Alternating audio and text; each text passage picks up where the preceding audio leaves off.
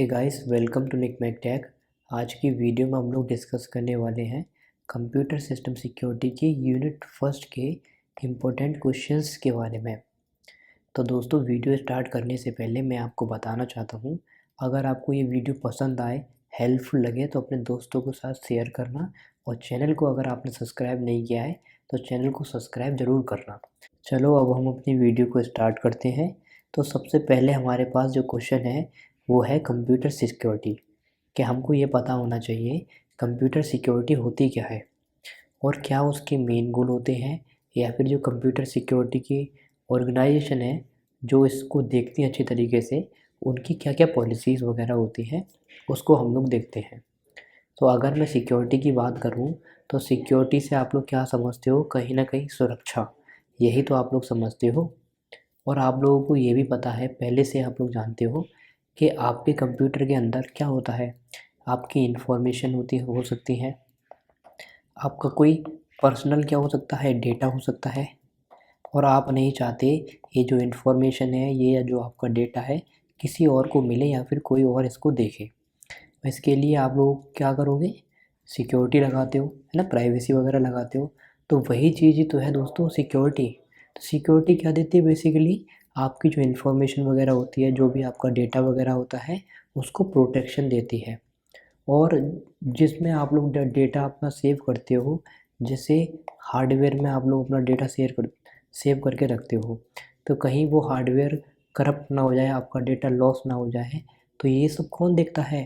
Computer security देखती है। और ये सब चीज़ें जो मैंने आपको बताई हैं वो यहाँ पर लिखी हुई हैं, आप लोग यहाँ पढ़ सकते हो। जैसे computer security is the protection of information. क्या है? Protection of information system from theft. का किससे दोस्तों? प्रोटेक्शन किससे? थेफ्ट से, या फिर damage to the hardware, hardware को डैमेज ना हो जाए, या फिर सॉफ्टवेयर जो भी है, और जो इन्फॉर्मेशन आपकी पड़ी हुई है उसको। और देखो, it include controlling physical access to the hardware as well as protecting against harm that may come by network access data. तो आप लोगों को पता भी है कि कहीं ना कहीं हम लोग इंटरनेट का यूज़ करते हैं अपने कंप्यूटर के अंदर। तो वहाँ पर जो नेटवर्क हम लोग यूज़ करते हैं, उसकी वजह से कोई ना कोई वायरस वगैरह ना आ जाए, या फिर कुछ और चीज़ आपके हार्डवेयर के अंदर ना आ जाए जिसकी वजह से आपका डेटा करप्ट हो जाए, उसको भी ये सिक्योरिटी अच्छी तरीके से देखती है। तो आई होप आपको ये समझ आया होगा कंप्यूटर सिक्योरिटी होती क्या है। अब हम लोग ये देखते हैं कि भाई ये सब काम करती है, तो इसकी कौन कौन सी पॉलिसीज़ हैं, या फिर कौन से इसके मेन गोल है ना। तो देखो, यहाँ पर आपको पूरे एग्ज़ाम के अंदर कंप्यूटर सिस्टम सिक्योरिटी के आप लोग एग्ज़ाम देने जाओगे, वहाँ पर आप लोग 3 चीज़ तो लिख ही सकते हो, बहुत ज़्यादा ज़रूरी है। पहली कि भाई कॉन्फिडेंशियलिटी, जो आपका डेटा है उसकी कॉन्फिडेंशियलिटी ये बना के रखते हैं, ठीक है। Second, integrity. Third, availability. ये इनके 3 मेन गोल होते हैं, ये 3 पॉलिसी होती हैं जिनके ऊपर ये वर्क करते हैं। तो सबसे पहले हम लोग समझते हैं कॉन्फिडेंशियलिटी होती क्या है। देखो, कॉन्फिडेंशियलिटी आप लोग वर्ड से ही समझ पा रहे हो, कहीं ना कहीं आपकी जो इन्फॉर्मेशन है, जो डेटा वगैरह है, उसको सीक्रेट रखती है ना, कॉन्फिडेंशियल रखती है। कि भाई जिसको वो जानना ज़रूरी है उसके पास ही वो इन्फॉर्मेशन पहुँचे, और जिसको जानना ज़रूरी नहीं है उसके पास वो इन्फॉर्मेशन ना पहुँचे। तो इसीलिए यहाँ पर मैंने ये लिखा है दोस्तों, ओनली ऑथराइज्ड यूज़र। जो ऑथराइज्ड यूज़र है, जिसके पास हम लोग अपनी इन्फॉर्मेशन को सेंड करना चाहते हैं, जो ऑथराइज्ड पर्सन है, उसके पास आपका डेटा पहुँचे, केवल वही एक्सेस कर पाए उस इन्फॉर्मेशन को। तो वही चीज़ यहाँ पर लिखी है, only authorised user can access the data. वही डाटा को एक्सेस कर सकता है, एंड इन्फॉर्मेशन, ठीक है, डाटा रिसोर्स एंड इन्फॉर्मेशन को वही एक्सेस कर सकता है। ये काम हो गया कॉन्फिडेंशियलिटी का। नेक्स्ट अगर हम बात करें तो यहाँ पर है इंटीग्रिटी दोस्तों। देखो, इंटीग्रिटी क्या होती है? ये आपके डेटा को प्रोटेक्ट करती है। कैसे प्रोटेक्ट करती है? देखो, जब आप अपना डेटा शेयर करते हो, चाहे व्हाट्सएप पे शेयर करते हो, चाहे कहीं पर भी शेयर करते हो दोस्तों, तो आप लोग क्या करते हो? नेटवर्क के थ्रू शेयर करते हो। तो इंटीग्रिटी में क्या होता है दोस्तों, जो आपका डेटा वगैरह है, तो आप लोग वहाँ पर की का इस्तेमाल करते हो। प्राइवेट की, पब्लिक की, है ना। ये सब चीज़ें हम लोग आगे डिस्कस करेंगे 4th यूनिट में। अभी शॉर्ट में आप लोग इंटीग्रिटी को ऐसे समझ सकते हो, ये अपने आपके जो डेटा वगैरह है, जो इन्फॉर्मेशन वगैरह है, उसको प्रोटेक्ट करती है। कैसे? Only authorised user should be able to modify. Only जो ऑथराइज्ड यूज़र है वही उसको मॉडिफाई कर सकता है डाटा को, अगर ज़रूरत पड़ती है तो। कहने का मतलब दोस्तों यहाँ पर ये है कि मान लो आपने कोई भी एक इन्फॉर्मेशन है, आपकी ए इन्फॉर्मेशन है, आपने शेयर करी, ठीक है।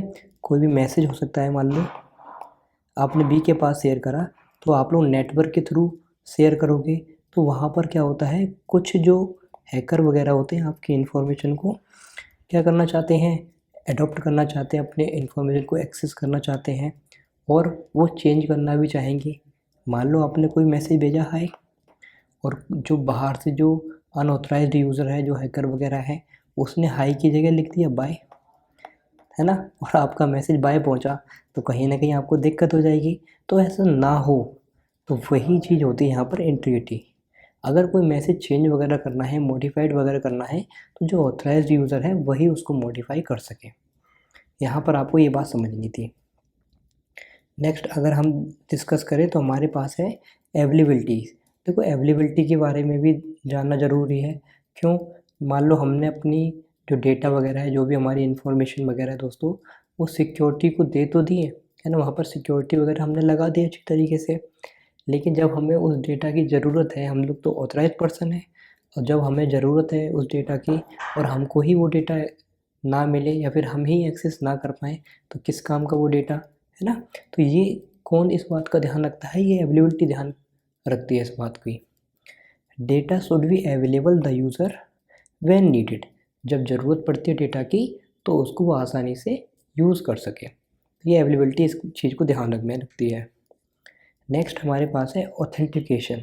अब देखो ऑथेंटिकेशन क्या है, कम्युनिकेटिंग विद ऑथराइज्ड। ऑथेंटिफिकेशन दोस्तों वही है, जैसे आपका मोबाइल वगैरह होता है, आप लोग अपना फिंगरप्रिंट लगाते हो तो आपका मोबाइल ओपन हो जाता है, क्या है, एक तरीके से ऑथेंटिकेशन ही तो है। तो वही चीज़ है, ऑथेंटिफाई कर लेता है आपके जो इन्फॉर्मेशन सेव होगी ना आपके बारे में कि भाई ये ऑथराइज्ड पर्सन है। उसको कंप्यूटर कैसे पता चलेगा तुम ऑथराइज्ड पर्सन हो? कंप्यूटर को पता इसलिए तो चलेगा जब आप उसे ऑथेंटिकेशन दोगे। तो ये सब यहाँ पर ऑथेंटिकेशन में आता है। तो इस तरीके से हमारा पहला क्वेश्चन समाप्त होता है, और ये क्वेश्चन आपके लिए बहुत ज़्यादा इम्पोर्टेंट है। नेक्स्ट अगर हम डिस्कस करें तो हमारे पास है problem related with computer security, कि चलो ये कंप्यूटर की सिक्योरिटीज़ होती हैं, लेकिन इससे रिलेटेड कुछ ना कुछ प्रॉब्लम्स भी आएंगी, और जो प्रॉब्लम्स आएंगी वो प्रॉब्लम बेसिकली है क्या, उसको समझिए। दोस्तों जैसा कि आप सभी पहले से जानते हैं कि हम कितनी भी सिक्योरिटी वगैरह लगा लें, लेकिन फिर भी कुछ लोगों का पैसा वगैरह हो गया या फिर सीक्रेट इन्फॉर्मेशन होती है, वो कहीं ना कहीं अनऑथराइज्ड पर्सन है, जो हैकर वगैरह है, उसके पास पहुंच ही जाती है ना। तो ये क्या है, प्रॉब्लम्स हैं कि भाई कंप्यूटर सिक्योरिटी कुछ ना कुछ प्रॉब्लम्स रह ही जाती हैं। अब वो प्रॉब्लम्स क्या हैं उसको देखिए। सबसे पहला जो प्रॉब्लम है हमारे पास वो है फिशिंग। अब फिशिंग को देखिए दोस्तों, फिशिंग अगर मैं शॉर्ट में आपको बताऊं तो फिशिंग में हम लोग क्या करते हैं, जो हैकर वगैरह करते क्या है बेसिकली दोस्तों, ईमेल के थ्रू या फिर कोई भी सोशल मीडिया ऐप हो गई उसके थ्रू, जैसे व्हाट्सअप, फेसबुक, इंस्टाग्राम, लिंक्डइन वगैरह, है ना, ऐसे इसके थ्रू क्या करते हैं, आपसे कनेक्ट होना चाहते हैं और चाहते हैं आप जो आपकी इन्फॉर्मेशन है, आपकी सेंसिटिव डेटा वगैरह है दोस्तों, वो उनको दे दें, है ना। आपको बार बार फोर्स करते हैं कि लाओ अपनी क्रेडिट कार्ड की डिटेल हमें दे दो, है ना। और ये बोलते किस तरीके से हैं, ये ऐसा आपको दिखाएंगे कि भाई मैं बहुत ट्रस्टवर्दी इंसान हूँ, आप लोग मुझ पर भरोसा कर सकते हो, आप अपनी इन्फॉर्मेशन मुझे दे दो। ऐसा ये करते हैं। ये काम किस में होता है दोस्तों, फिशिंग में होता है। देखो वही चीज़ मैंने यहाँ पर लिखी हुई है कि phishing is an attempt to obtain user sensitive information. Phishing क्या है दोस्तों, एक अटेम्प्ट होता है। किस लिए अटेम्प्ट होता है, यूज़र जो है उसकी सेंसिटिव इन्फॉर्मेशन को ले लिया जाए, जैसे including credit card detail and banking information, जिसमें आपके क्रेडिट कार्ड की डिटेल भी हो सकती है, बैंकिंग इन्फॉर्मेशन भी हो सकती है। अब ये लेते कैसे हैं, by disguising as a trustworthy entity. अपने आप को ट्रस्टवर्दी एंटिटी बताते हैं कि मैं भरोसेमंद इंसान हूँ, आप मुझे अपने क्रेडिट कार्ड की डिटेल और बैंकिंग इन्फॉर्मेशन दे दो। ठीक है, और कैसे काम करते हैं ये? ऑनलाइन कम्युनिकेशन करते हैं। किसके थ्रू करते हैं? या तो ईमेल के थ्रू कर सकते हैं, फिर सोशल मीडिया के थ्रू आपसे कनेक्ट हो सकते हैं। तो ये क्या है? फिशिंग। सेकंड अगर हम बात करें तो कंप्यूटर सिक्योरिटी की प्रॉब्लम है दोस्तों, वो है विशिंग। अब फिशिंग में क्या होता है? ये बिल्कुल सेम फिशिंग की तरह ही होती है। इसमें क्या होता है? बस वॉइस का इस्तेमाल करते हैं, यानी कि आपको कॉल करेंगे, कॉल करके जो आपका पर्सनल डेटा है, जो सेंसिटिव इन्फॉर्मेशन है, क्रेडिट कार्ड की डिटेल हो गई, बैंकिंग इन्फॉर्मेशन वगैरह हो गई, वो आपसे मांगेंगे, है ना, ताकि आप प्रोवाइड कर दो उनको। देखो, vishing is an attempt for fraudster to pursue the victim to deliver personal information or transfer money over the phone. कि भाई फ़ोन पर भी अपने जो पर्सन है वो उनको पैसे ट्रांसफ़र कर दे, और या फिर अपनी पर्सनल डिटेल उसको बता दें वॉइस के थ्रू। आपने देखा होगा ना, बहुत सारे फ्रॉड वगैरह होते हैं, कॉल पर आपसे क्रेडिट कार्ड की डिटेल मांगते हैं, ओटीपी आया होगा, ओटीपी आप उनको बता देते हो तो आपकी मनी डिडक्ट हो जाती है। तो वही काम किसमें होता है? फिशिंग में होता है। नेक्स्ट अगर हम डिस्कस करें तो हमारे पास है स्मिशिंग। अब देखो, स्मिशिंग बिल्कुल सेम होती है, ये भी एक तरीके से फ्रॉड है। अब इसमें होता क्या है? जो हैकर वगैरह होते हैं, जो आपकी इन्फॉर्मेशन चाहते हैं लेना, वो एसएमएस के थ्रू ये सब काम करते हैं। आपको टेक्स्ट मैसेज वगैरह भेजेंगे, है ना, कोई सस्पिशियस लिंक सेंड कर देंगे। आप जैसे ही लिंक पे क्लिक करोगे आपके पैसे उड़ जाएंगे, आपकी जो डेटा वगैरह, आपका जो पूरा सिस्टम है ना, उनके पास पूरी इन्फॉर्मेशन चली जाएगी, वो आसानी से आपको हैक कर सकते हैं। देखो वही चीज़ यहाँ पर लिखी हुई है, smishing is any case where send text message send किया जाता है, attempt to make potential victims pay money, ताकि जो विक्टिम है दोस्तों, जो हम लोग हैं, जो शिकार बनने वाले हैं, वो उनको पैसे सेंड कर दें या फिर सस्पिशियस लिंक पर क्लिक कर दें। जैसे ही लिंक पे आप लोग क्लिक करोगे तो आपका जो पूरा सिस्टम की इन्फॉर्मेशन है वो उनके पास चली जाएगी। ये स्मिशिंग के थ्रू होती है। नेक्स्ट हमारे पास दोस्तों है फार्मिंग। अब देखो फार्मिंग में क्या होता है, फार्मिंग को समझिए। फार्मिंग भी एक तरीके से साइबर अटैक ही होता है। अब इसमें क्या होता है, ये लोग क्या करते हैं, जो हैकर होते हैं, जो आपको एक ऐसा प्लेटफॉर्म, जैसे मान लो आपने कोई भी वेबसाइट ओपन करी, तो ये क्या करेंगे, आपको अपनी वेबसाइट सेम टू सेम, मान लो आपने अमेज़ॉन ओपन किया तो ये आपको अपनी लिंक शेयर कर देंगे और आपको बिल्कुल अमेज़ॉन की तरह ही सेम वेबसाइट आपको दिख जाएगी और वहाँ जाकर ऑनलाइन ट्रांजेक्शन कर जाओगे, आपके पास कोई भी प्रोडक्ट वगैरह आएगा नहीं, है ना। तो ये लोग क्या करते हैं, एक फ़ेक वेबसाइट क्रिएट करते हैं और आपको वो शो करते हैं, और जैसे ही आप उस पर जाके क्लिक करते हो, अपना पेमेंट वगैरह करते हो, कोई भी चीज़ ऑर्डर करते हो, तो आपके साथ फ्रॉड हो जाता है। तो ये फार्मिंग में होता है, और यहाँ पर वही चीज़ लिखी हुई है, pharming is a cyber attack. ये साइबर अटैक होता है mean to redirect a website traffic to another fake one.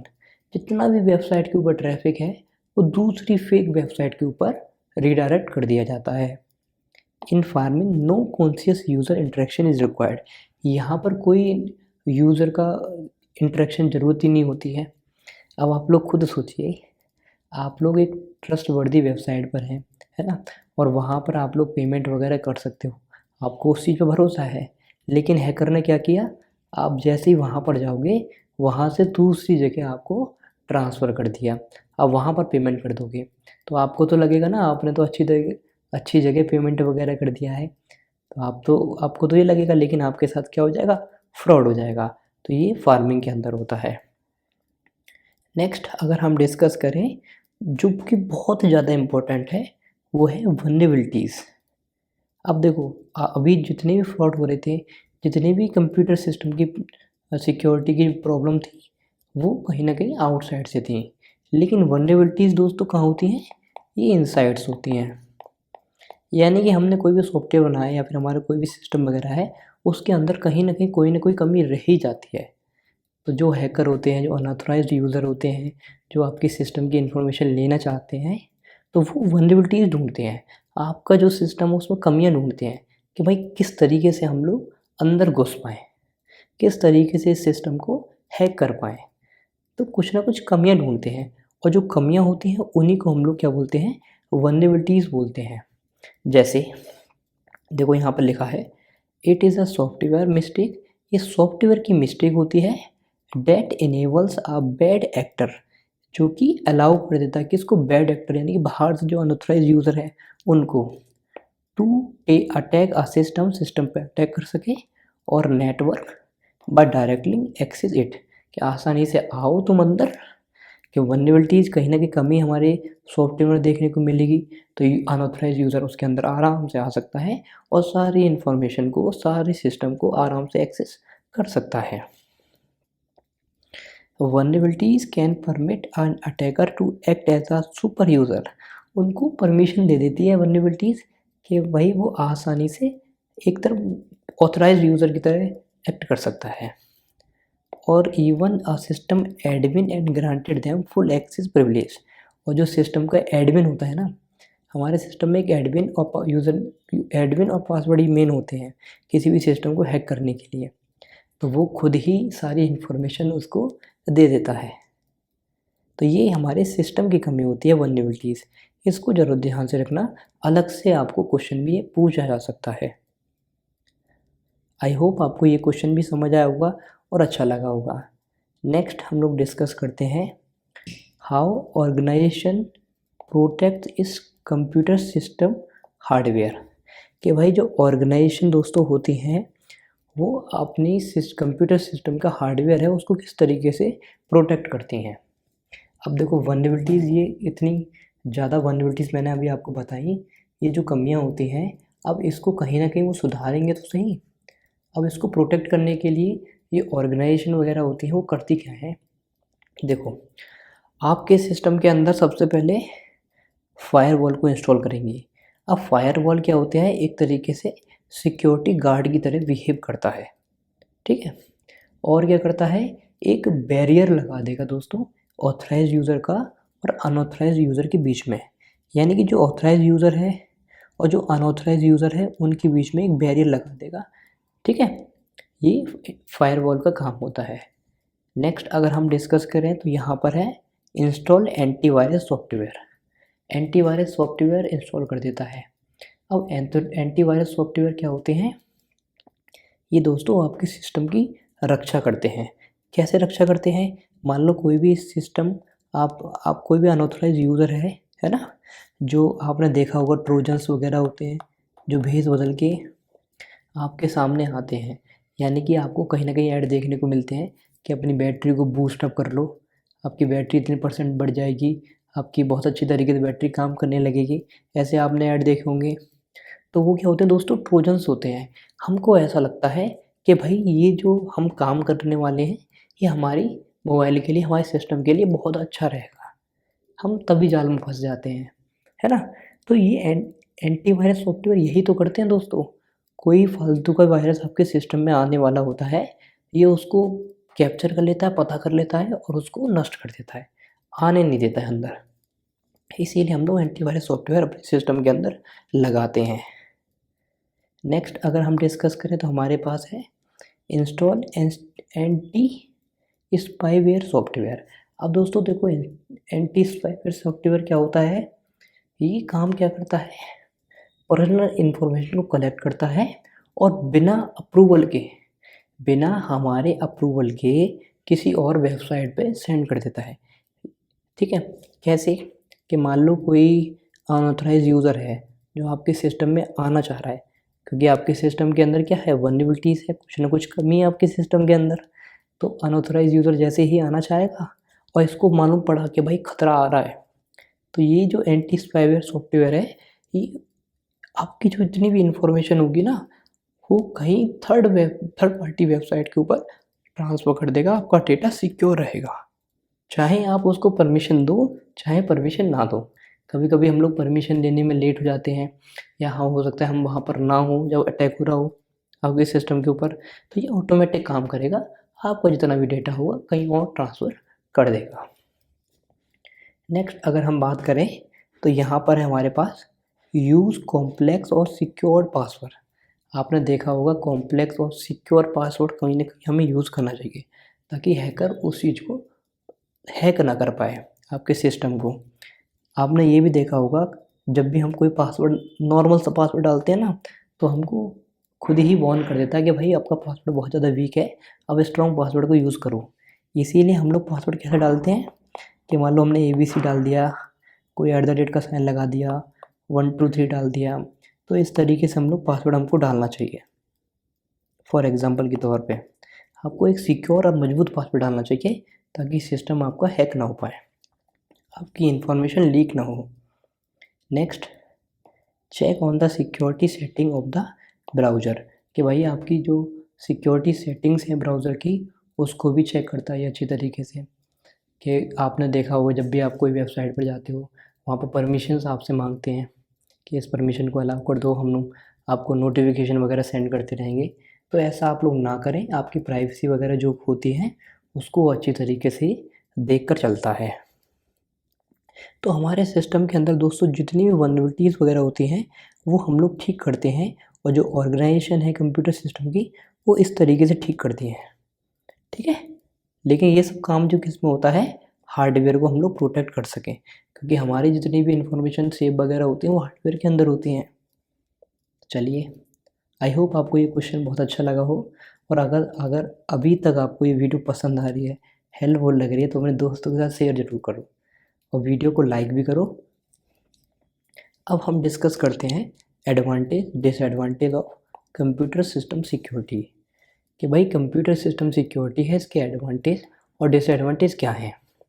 तो देखिए, सबसे पहले एडवांटेज की अगर हम बात करें तो protect system against virus, worms, spyware, other unwanted program. ये जो कंप्यूटर सिक्योरिटी होती है दोस्तों, ये हमारे सिस्टम को प्रोटेक्ट करती है, बचा के रखती है। किससे? वायरस ना आ जाए हमारे सिस्टम के अंदर, कोई स्पाईवेयर ना आ जाए, या फिर अनवांटेड प्रोग्राम हमारे सिस्टम के अंदर ना आ जाए। ये पहला एडवांटेज हो गया। सेकेंड एडवांटेज क्या है? Protect against data from theft, यानी कि जो थेफ्ट है, जो अनऑथराइज यूज़र है, जो हैकर है दोस्तों, आपके डाटा को एक्सेस ना कर पाए, उससे भी प्रोटेक्ट करती है, उससे प्रोटेक्शन मिलता है आपको। नेक्स्ट एडवांटेज है हमारे पास protect the computer from being hacked, भाई कंप्यूटर आपका हैक ना हो जाए उससे ही बचाता है। Minimise computer freezing and crashes, कि भाई कंप्यूटर आपका वायरस की वजह से कहीं ना कहीं है वो ना हो जाए, थोड़ा स्लो डाउन ना हो जाए, ना फ्रीज ना हो जाए, जम ना जाए। बोलते हैं ना वायरस आ गया हमारा, हैंग कर गया, बेसिकली हम लोग बोलते हैं ना हमारा कंप्यूटर हैंग कर गया, कोई काम हम लोग कर नहीं पा रहे हैं, तो ये भी कम से कम हो, इसके एडवांटेज हो गए। Give privacy to user, user को प्राइवेसी भी प्रोवाइड करता है, ठीक है। ये कुछ एडवांटेज थे कंप्यूटर सिस्टम सिक्योरिटी के। अब हम लोग डिसएडवांटेज की बात करते हैं कि भाई कंप्यूटर सिस्टम सिक्योरिटी के कुछ ना कुछ डिसएडवांटेज भी होंगे। अब वो डिसएडवांटेज है क्या? सबसे पहला डिसएडवांटेज दोस्तों, जो हम फायरवॉल लगाते हैं can be difficult to configure correctly, अच्छी तरीके से हम लोग उसको कॉन्फ़िगर नहीं कर पाते हैं, ये पहला डिसएडवांटेज हो गया। Second, make the system slower, जब हम ऐसा काम करते हैं दोस्तों हमारे सिस्टम कहीं ना कहीं स्लो हो जाता है। Need to keep updating the new software in order to keep security up to date, और हमें बार बार अपने सॉफ्टवेयर को अपडेट करने की ज़रूरत पड़ती है ताकि जो सिस्टम की सिक्योरिटी है वो इंक्रीज़ होती जाए। तो ये इसका डिसएडवांटेज हो गया कि ये नहीं कि एक बार हमने काम कर लिया फिर हम फ्री हो गए, नहीं, बार बार उसको चेक करना पड़ता है, अपडेट करना पड़ता है सिस्टम को। नेक्स्ट, कुड बी कॉस्टली और एवरेज यूज़र, कि भाई जो एवरेज यूज़र है उसको इतने पैसे हैं नहीं जिसके पास इतना है ना, उसके लिए तो कॉस्टली है ना ये, क्योंकि हम एक सिस्टम खरीद के लाएँ, उसमें फायरवॉल लगाएं, एंटीवायरस सॉफ्टवेयर डालें, और ये डालें वो डालें, तो वो एवरेज यूज़र के लिए कॉस्टली पड़ जाता है।